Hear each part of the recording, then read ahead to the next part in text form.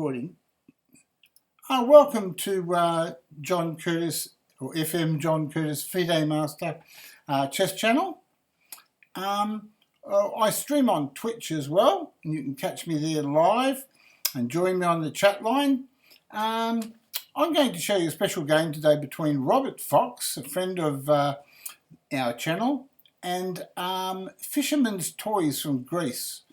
Robert Fox is rated 1252, but in November 1986 he was rated as high as 1886, and he's played 23,773 games of chess on chess.com. So you'd think after 23,773 games he might have learnt something. I don't think he learnt much at all from those 23,773 games because his rating went down. But I'll tell you what I think he has been doing. I think he sneaked in and been watching Eric Rosen's YouTube videos on the Stafford Gambit.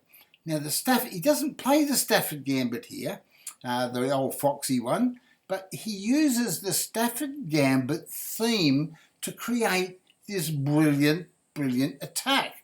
The beginning of the game you'll find quite boring. As a matter of fact, his opponent from Greece, FishermansToys, who's rated 1494, a full 200 rating points more than him, actually outplays him most of the game and plays better moves according to the chess engine.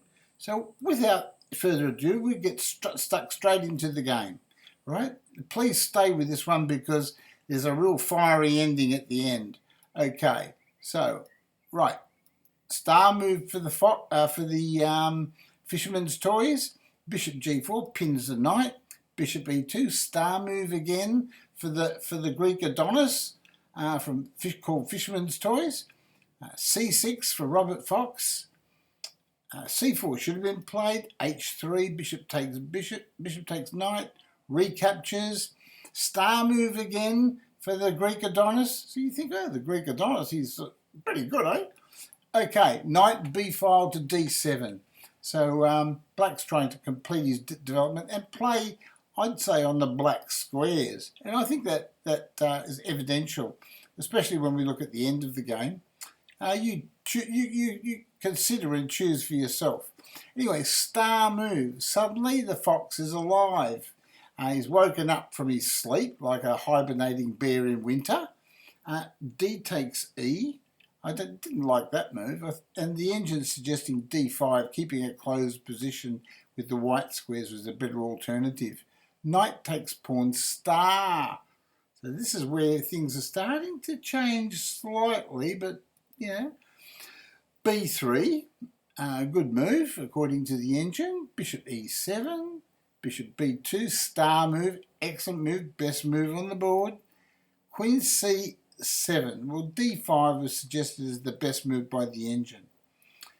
Bishop E2.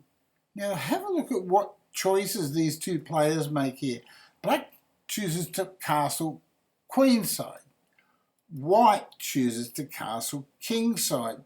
Now we know from experience that when two players castle opposite sides of the board, sometimes fireworks can ensue. Now you can't see a Stafford Gambit position here, can you? I can't. I certainly can't. I wouldn't have known what to expect with Robert Fox playing.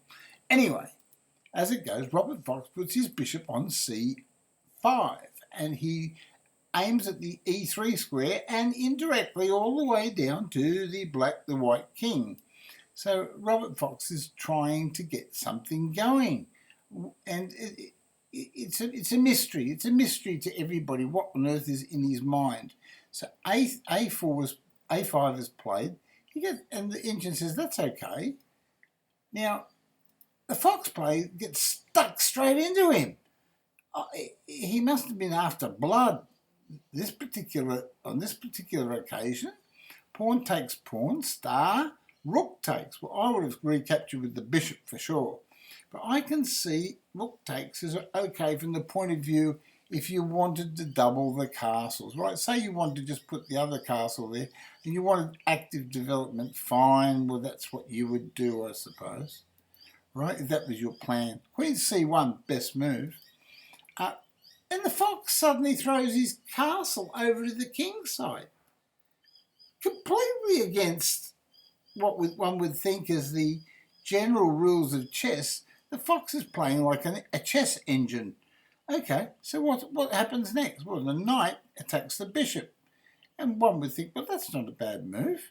Bishop takes knight is on, gets rid of a knight in the middle of the board, and knight's threatening to take the bishop. Why is a double question mark on that move? Well, Robert Fox will show you why it's bad. Watch what Robert Fox does. Rook takes pawn. Oh my God.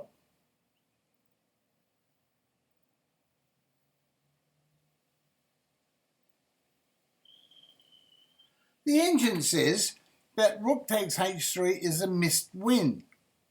Right? The engine's actually saying that knight g4 wins on the spot. So that's actually a better move the engine's suggesting, right? For if bishop takes knight, the knight can take and you can't stop the checkmate, mate. For instance, if bishop takes knight and knight takes and pawn takes, well, there's a checkmate there, right? And if the pawn doesn't take, the pawn didn't take, and you played pawn here, well, the queen can take pawn check anyway. King here and checkmate again. How pretty is that? But you know what? Robert Fox doesn't do that. He's got his own ideas. Robert Fox doesn't do that. You know what Robert Fox does? He just takes this pawn off. Just like that. The engine says, White's missed a win. But in actual fact, what do you do in this position to stop black winning? It's almost impossible to stop black winning. White thought, well, he will stop black winning. He took his bishop. Robert Fox just gave him a check, and the player resigned because of checkmate. You can't stop it. Okay? So, even if his opponent hadn't taken the bishop, say he'd taken the rook, well, knight here threatens the checkmate again. And if you take that off, right, say you take it with the bishop, check. Knight takes, check. Then pawn takes.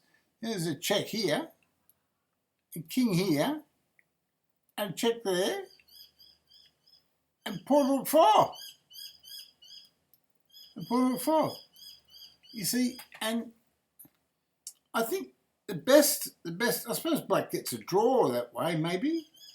Yeah, black would get a draw. Like, you couldn't take the bishop. You couldn't take the bishop because if pawn takes pawn, that would be threatening checkmate there, and you couldn't stop it. Yeah, so, but yeah, Robert Fox, he just played checkmate so easily and finished up with that beautiful position. We'll show you Robert's move. Rook takes pawn. And White played knight takes bishop, knight checks, and says, well, take that, mate, and then resigns. See the black flag here next to the white king? And that was the end of the game.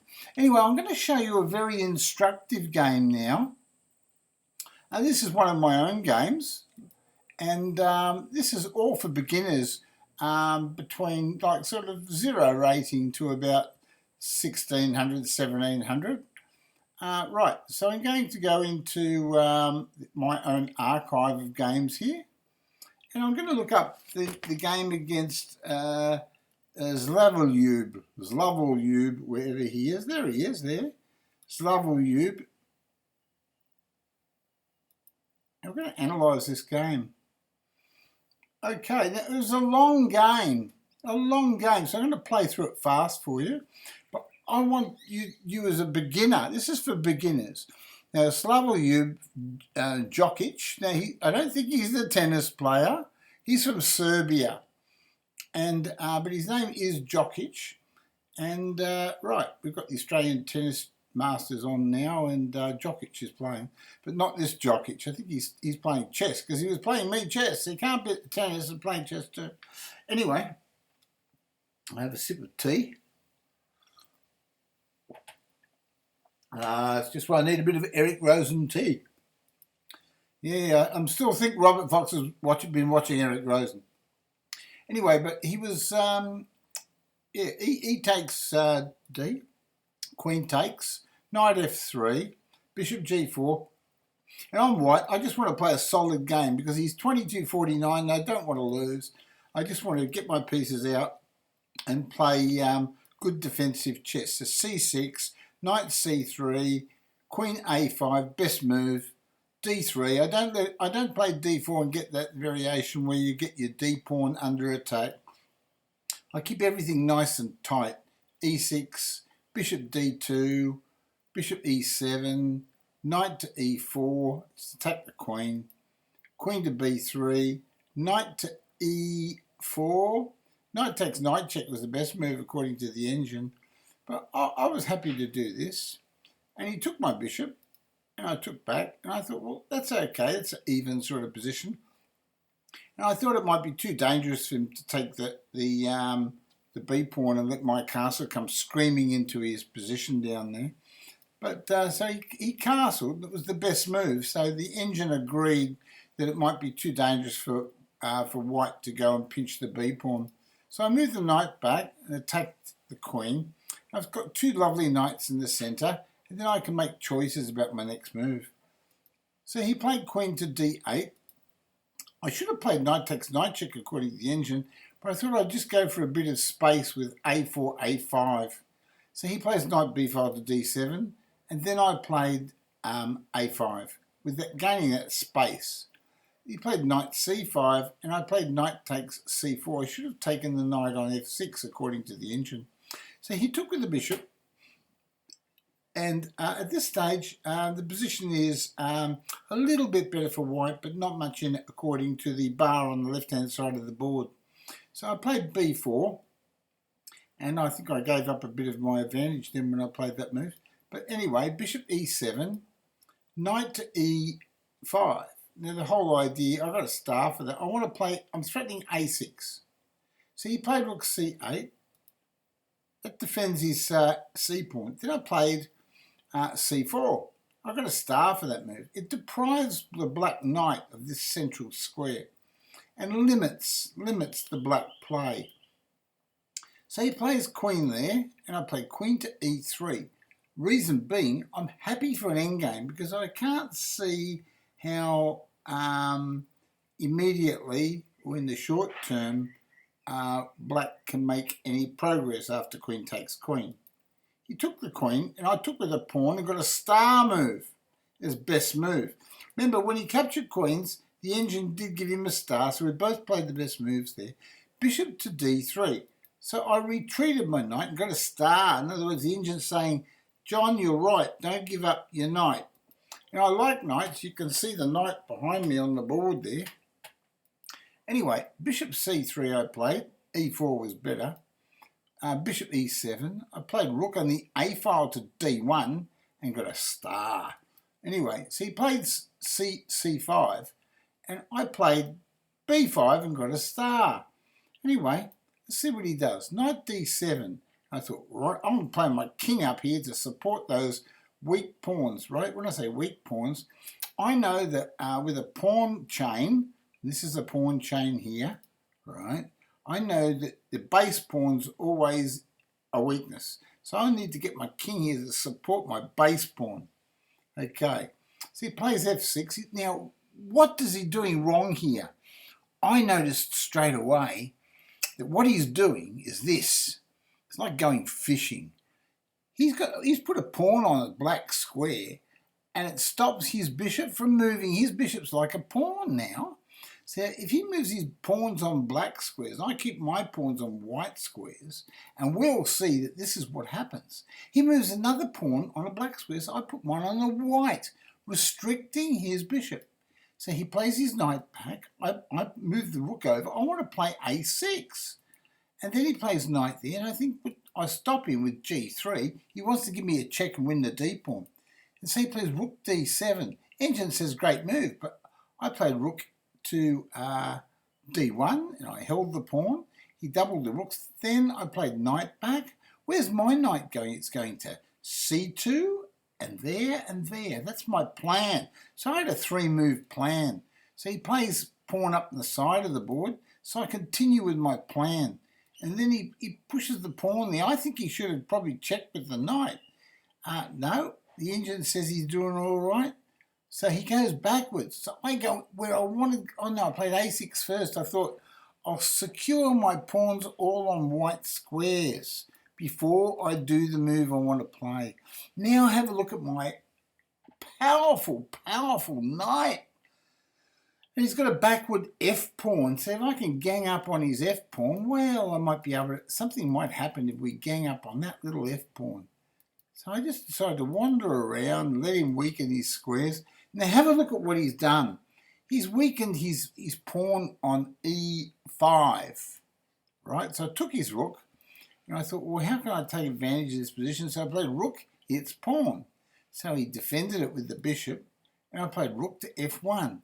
And the reason being, if he moves his knight somewhere, say he moves his knight here, I can checkmate, you see? So that's the whole idea. I tie his knight down.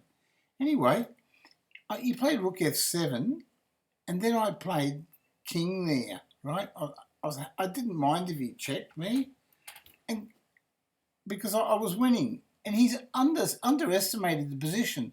What was it that he did wrong I was talking about earlier? Oh, that's right. I said you don't put your pawns on the same colour as your bishop. Knight takes pawn. Fundamental mistake by black. Now have a look at his position. Right? This is only a 3-minute game, by the way. Now, he pushed a pawn. He can't take the knight. So I attacked his bishop and the final little pawn on a7. He moved back, and then I played a question mark move. I should have played bishop over. According to the engine, it was a stronger move. Anyway, pawn takes pawn. I hit that. It says I should play knight takes pawn.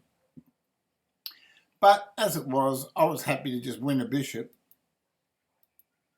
And king over, and I gave him a check, and he's wandering around, so I give him another check. And I go back to d5, and I'm threatening a pawn. So he comes over there, and then I go over there and take another pawn. I take that pawn with check, and still his pawns are on black squares.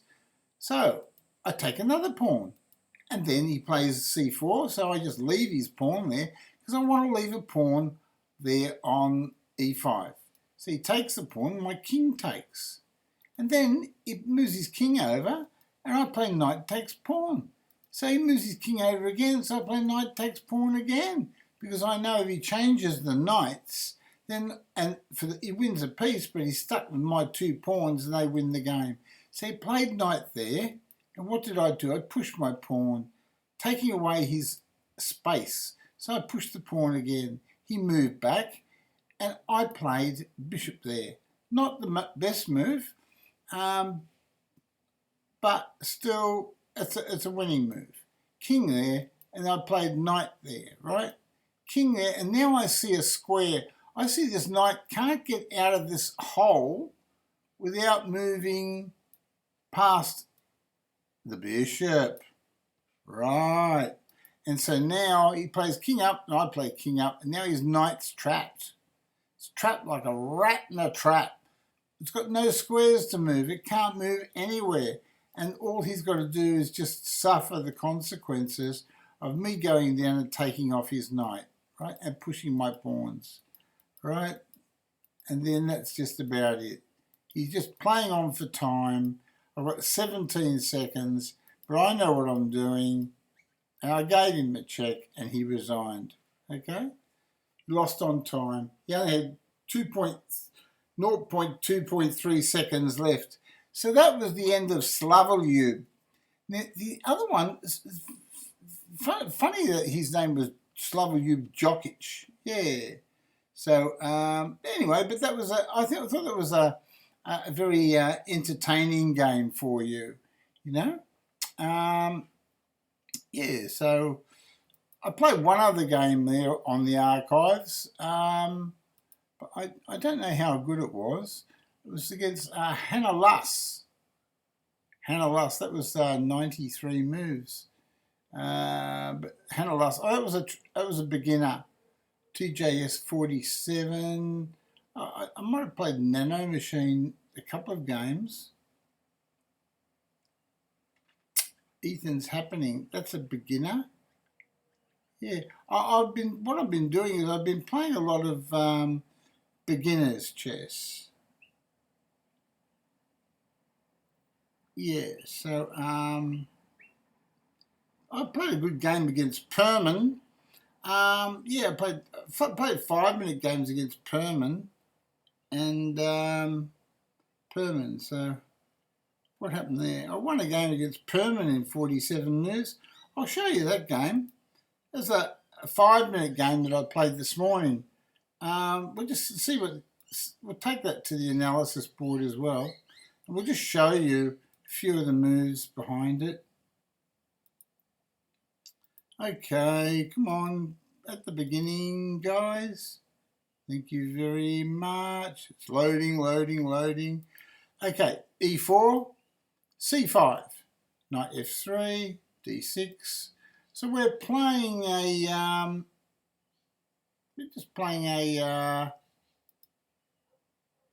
Sicilian defense Najdorf-Opolensky variation. The Najdorf-Opolensky, eh? Woohoo! Okay, so A6, bishop E7, E5, knight B3, bishop there.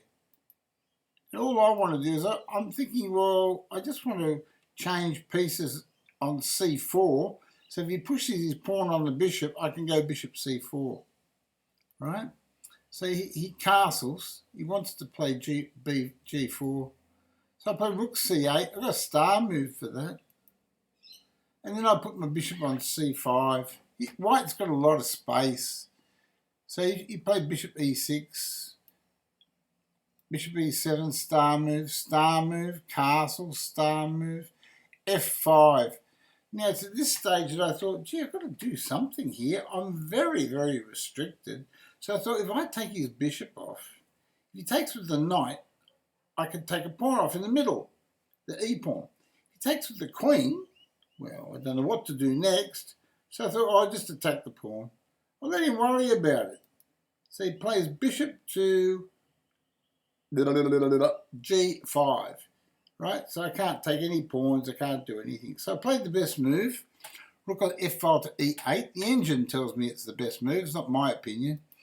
And then he plays rook on the A file to D8, and I play queen C4. I thought to myself, well, I'd be happy to exchange queens. Now, what I'd like to show you here is that I played queen to B4. Mainly, you know why I played that move? I'll tell you now.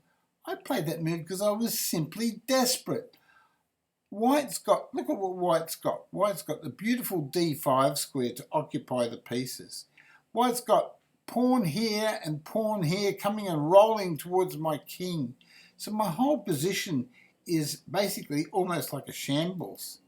And then he plays rook to D2. And he doesn't understand what's coming. He doesn't see it. What I'm really about is to show Perman and all my beginner chess players how to play the endgame. And you think, well, hold on a minute. You're in the middle game. Why are you talking endgames? Well, this is what I do. I prepare by moving my bishop back, right, and clearing my rook. And now he plays rook there and doubles rooks and puts pressure, so I can never ever play D5. Fair enough? No, not good enough. Rook takes knight. Now he took with the pawn, best move, and I played queen takes pawn. Now what we've got here is we've got a middle end game, right? As opposed to a normal end game. We've got a middle end game where there are major pieces on, okay, still on the board. 2 rooks, also 3 rooks, and 3 knights and a bishop, okay? What has black got for the pawn? Well, black's got double pawns on the C file to attack. So we change queens. Why do we change queens? Because there's double pawns on the F file and they're all weaknesses. The first thing we do is we switch over, get a star, switch over and attack the weak pawns. Rook D3, we're going to hold our pawns. And why? Because we're the exchange up, sir. Okay, so what do? H6. We create a bolt hole for our king. Now, so that way we can never get checkmated on the back rank or be forced to exchange castles on the back rank. Now, another favourable thing about this position is the white knight is crap. It's sitting on a terrible square where it has no play in the on the board whatsoever. So the only good pieces that white has is the two rooks, which restrain two pawns, and the white bishop. It needs to go to a better square. So he retreats to h4 and gets a star. Best move. So I play knight here. I think to myself, well, I don't want to change minor pieces off because my strength is the minor pieces. I'm threatening knight to f4. I'm threatening knight to f4, attacking two rooks. He plays bishop g3 and prevents me taking those two. So I play knight to c4 and attack his rook and his knight. Now in this position, the correct move is to avoid the exchange. White should really play something like rook d5. Let's see what the engine says. Knight takes knight. Oh, hold on. The engine says best move. I thought, well, I'll take back with the rook because I'm on the A pawn. How do you defend that, buddy? Okay, so he played rook e1 and the engine said c4 is best. Well, I thought, I need pawns. So I took it. Rook to b1, gas. And after rook to b1, he's threatening my b pawn. So I push my b pawn to protect it. And now king g7. Right, so I play rook ace a2. I'm threatening the pawn on c2. He defends it. I play knight back, right? Why do I play knight back? I want to redirect my knight. Perhaps I could even play knight here and knight there and knight there. But the point is, the knight is manoeuvrable behind the pawn structure. So I go for a knight wanderer. I play knight b6. And he plays pawn there. It'd be a very bad move to take it. So I play g4, and now have a look at his bishop. It's restricted. And look at the powerful knight, will you? The knight on c4 is so powerful. And it protects the d pawn as well. So we hit the castle with the tempo. Then we play king h7. We've got a new target now, and it's the pawn on f6. We're simply going to go here and take that pawn. So he plays h4, and we go up with our plan. We recapture with our pawn, limiting the bishop. He plays rook there, and now we capture the pawn. So he comes down. He wants to get in the back rank, get behind my pieces. So I play king there, and I prevent him. I chase him away. So he plays rook up there. I play king pawn there, and I hold all my pawns beautifully. And he's still got no play. So he plays king up. So I play rook hits pawn. So I'm threatening another pawn. I'm chipping away at these pawns. Another pawn bites the dust. He can't play king here because the rook takes pawn check. So he plays bishop back, and I play rook hits rook. Okay, so now if he takes the rook, I take back with the knight and give him a check, force his king back, right? And the knight from here would take that pawn. So he'd lose another pawn, and we'd have 2, 4, 6 pawns against 1.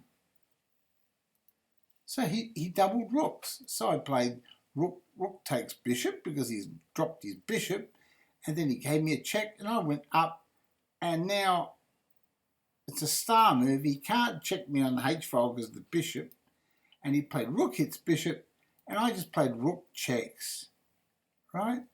It doesn't matter what he does, he's finished, right? So he resigned. His flag went. He just gave up. He's lost so many pawns, and all he's done is defend, and And this is the same person that had this powerful opening position and didn't understand the fundamentals of the sacrifice on c3 and capturing the e4 pawn with pressure and going into a favourable middle endgame. Thank you for your time, and I hope beginners and more experienced players alike all enjoyed that game. Bye now, and by the way, thumbs up if you like the video, and please subscribe to my YouTube channel.